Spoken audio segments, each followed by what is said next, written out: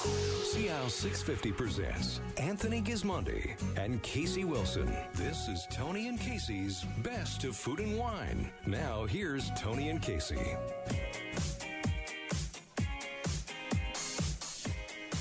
Good evening, everyone, and welcome to the Best of Food and Wine. I'm Tony Gismondi. I'm Casey Wilson. I've been waiting for you and for the couple's massage. You still haven't shown up, Tony. I could use a couple's massage, actually, right now. I just came out of tasting with 10 Italians. Oh, wow. You look so normal. And all 10 said their English wasn't that good. And? Oh, it was pretty good. It was fun. I think it's part of what goes on here in Vancouver. The Italians have had a great week here. They're so appreciative of the audience and the people that come up to the booth and the knowledge that they have. So it's been really great. But enough about the Italians. Let's talk about the Canadians in America. I think that's the way to go. Our next guest, Peter Wille, is Director of Sales from Lake Sonoma Winery, owned by Quailski. Now that's family. a story, Peter. Absolutely. We were very fortunate to pick up this property down in Sonoma. We purchased it 4 years ago. So for us as Canadians to be down in Sonoma and making AVA-specific wines from Alexander Valley, wines from Dry Creek, wines from Russian River, and putting the famous Quail's Gate touch to them, really trying to over-deliver on the wine from a price perspective. Does it make you want to come back to Canada and create some sub-appellations in the Okanagan?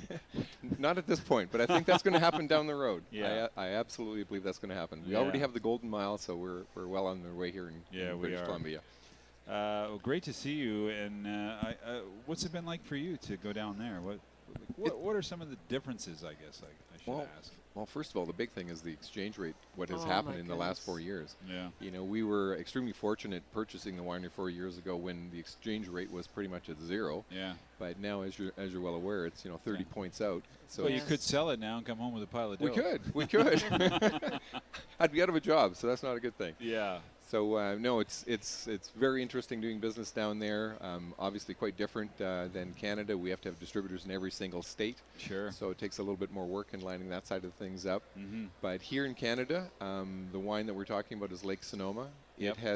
It is actually national now. We don't have it national with every single SKU, but we are in every single province except for Prince Edward Island and Newfoundland, and I'm sure we'll pick those two up this summer. So Lake Sonoma, tell us a bit about the name or the winery. Was this a reiteration of a winery, or it's always been Lake Sonoma? Well, what happened was when we purchased the winery itself, it was actually called Valley of the Moon. Right. And under that... A rather famous name in Sonoma. Exactly. Under that label, they had a couple of additional labels, and one of those was Lake Sonoma. So this brand actually was originated in 1977. Mm-hmm. And it was kind of mothballed a bit. Mm-hmm. When we purchased the winery, we really thought that Lake Sonoma had more legs here in Canada than Valley of the Moon did. Yeah. We refurbished it, came up with a new label, totally new package, new winemaker, new look, much more premium in style. And we also went AVA specific, which is obviously very important for the quality of the juice that you're getting. Yeah. And we've made a valiant effort here in Canada. We've actually put much more focus on this particular brand in Canada than we have in the United States. Great. And the results have been? The results have been fantastic. Oh, that's great. We love Sonoma. As a matter of fact, the Cabernet, we just got it into stock again here in British Columbia. We were out for the last 4 weeks. Yeah. It's back in stock. The Zinfandel is also in stock, which are the two wines we're going to hopefully enjoy here in a second. Yeah. We also have a Chardonnay from Russian River that's available here in British Columbia. It's quite good. I've had that as well. Very crisp, very clean, lots of citrus flavors to it. Yeah. Very different than a lot of the other California products. Yeah, for sure. Well, Sonoma has its own sort of energy, and I don't know. It's really managed to carve out quite a nice niche for itself in the California market. I think so. I mean, it used to be Sonoma against Napa, but now I don't think that's even an issue, really. It's a completely different kind of style of wine. Yeah, it is. It's much more fruit-forward style. They're a little cleaner. For example, in the Chardonnay, it's crisper, a lot more citrus flavors. It's not a big, full malolactic type Chard. Yeah. And even the Cabernet and the Zinfandel here, they're much. The Cabernet is much more Bordeaux-ish in style than it is really a Napa style. Yeah. So sorry, go ahead. I was just going to ask you, as a director of sales, do you have any input into how you're going to price wines? Absolutely. Okay, great. Well, he's got to sell them. So. And it's tough, right? It is, and I alluded earlier in our conversation to the exchange rate. So when we first came into Canada, we were selling these wines 3 years ago here in Canada. The exchange rate was only out by about 10 points, but Yes. now it's up to almost 30 points. So it makes it a little bit more difficult. We have priced based on the old formula, so for your consumers, this is an A really good absolutely deal. exceptional buy because we haven't moved price up yet. A lot of the California wineries obviously have due to the exchange rate. So it's an opportunity for the folks here in Vancouver to pick up a very high-end California wine for a reasonable price. Yeah. And both the Cabernet and the Zinfandel are available through the BC Liquor Board. So good. most liquor stores do stock them. Sure. So you brought both of them. What are we going to start with, the Cab or the Zin? I'd like to start with the Cab just Okay. because it's Is it fresh. 2014? It's 2014. It's absolutely brand new. We just brought it into the market.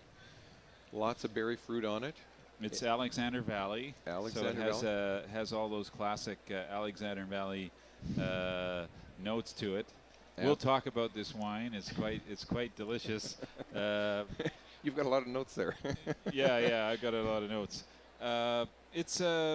Well, Alexander Valley's really sort of carved out a little niche for itself as well. It used to be sort of like I wouldn't say it was the poor cousin, but it was that sort of hot place up north. But really, the wines have really excelled there in the last decade or so. Absolutely. As far as the pricing of the fruit coming out of Alexander Valley, it's probably the most expensive fruit you can purchase in Sonoma County. Yeah. It's a little more linear than some of the Napa Cabernet. They're a little bit bigger, high in residual sugars. Yeah. So you end up having a little bit higher alcohols. These I find them to be a little bit more balanced, much more fruit forward. Yeah. Still having that great length, that excellent complexity. By the way, this is not 100% Cabernet Sauvignon. We have blended in a few other varietals to make it more Bordeaux in style. This is 86% Cabernet Sauvignon, and then we've got 4% Merlot blended in. We have 4% Cabernet Franc, 3% Petit Verdot, and 3% Malbec. Nice. So a very nice Bordeaux, Bordeaux style. inspired red. What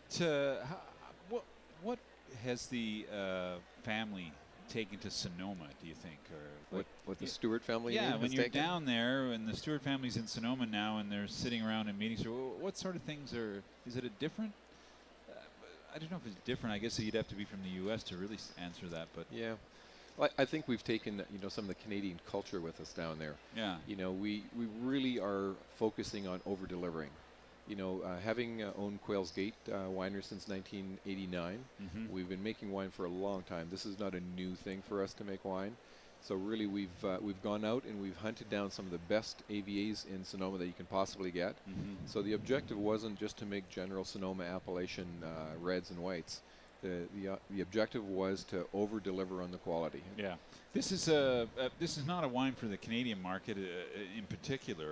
No. So when you talk about AVAs and selling an Alexander Valley wine or a Dry Creek Valley wine or a Russian River, is it happening in the U.S. now? Like, is that something that consumers are more dialed in on? It is definitely on the West Coast. Not so much on the East Coast of the United States, Yeah. but definitely on the West Coast. And in Canada, it seems to be more relevant even than in the United States. Yeah. We do sell these wines outside of North America as well. Okay. So, we are flying those flags as those specific AVAs, trying to, educate consumers on them so that it's really a point of difference from what General Sonoma is. And I think people are learning. The wine culture is growing worldwide. It's not a phenomenon that's only happening here in British Columbia or California. It's happening around the world.